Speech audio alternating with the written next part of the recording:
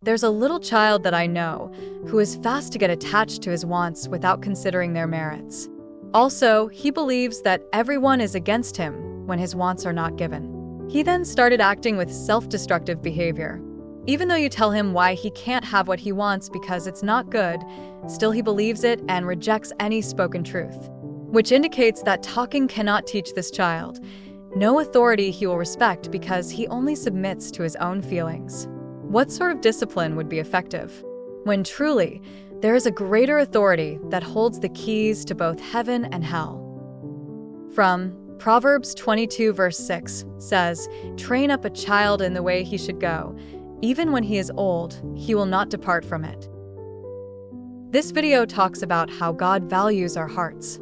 Sometimes, we all feel the struggles of doing what is right, and as we grow old, our responsibilities start to become many. That living daily can be challenging. So how can we make our heart remain steady and strong, not forgetting the godly principles? How to live without being self-destructive. From Proverbs 4 verse 23 says, "Keep your heart with all vigilance, for from it flow the springs of life." So what we think, we also feel. Either it's reality or things that we imagined, then what we feel, we can behave, and what we behave creates a habit. That's why guarding our heart starts in our minds, because you don't act on something that you don't believe. But self-control is a good fruit to prevent bad habits from becoming part of our lives.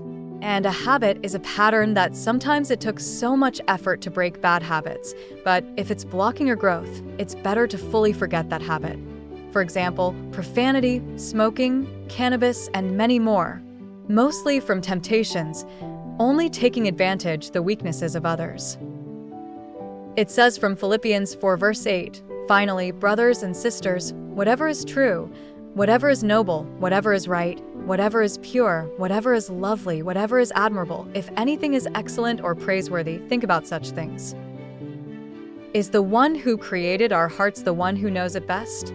Some people might not believe in God or fully surrender their lives to follow his teachings. Might be because they didn't get what they wanted, they somehow tested God if he is true by asking or prayed for their wants but didn't come, or they were not comfortable with his authority, like a little child I mentioned. And what I know is the mystery of God will be revealed when you seek him with all your heart and in faith. Also from Jeremiah 29 verse 13, "You will seek me and find me when you seek me with all your heart."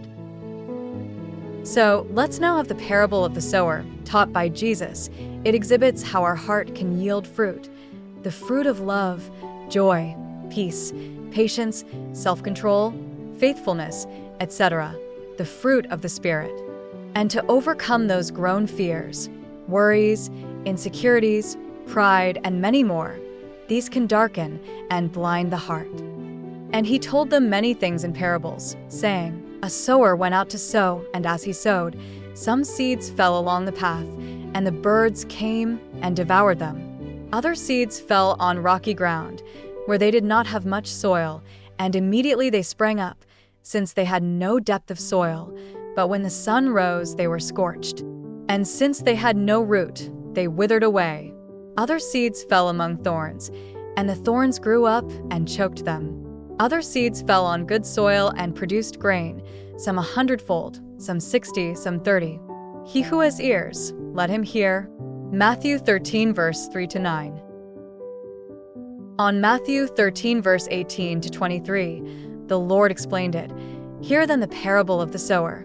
When anyone hears the word of the kingdom and does not understand it, the evil one comes and snatches away what has been sown in his heart. This is what was sown along the path.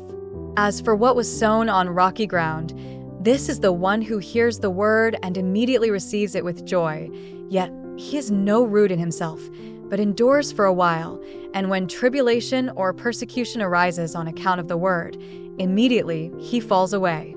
As for what was sown among thorns, this is the one who hears the word, but the cares of the world and the deceitfulness of riches choke the word, and it proves unfruitful.